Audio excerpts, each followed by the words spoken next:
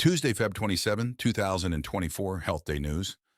Annual breast cancer screening at ages 40 to 79 years appears to avert the most breast cancer deaths and yields the greatest gain in life years, according to a study published online Feb 20 in Radiology.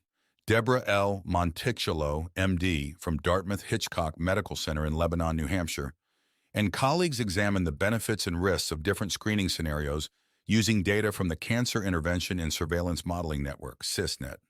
The four scenarios assessed were biennial screening at ages 50 to 74 and 40 to 74 years, and annual screening at ages 40 to 74 and 40 to 79 years.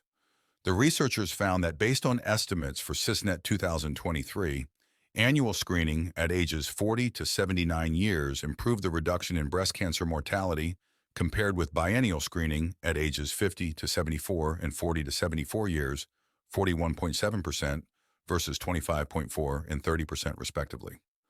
Compared with other screening scenarios, annual screening at 40 to 79 years prevented the most breast cancer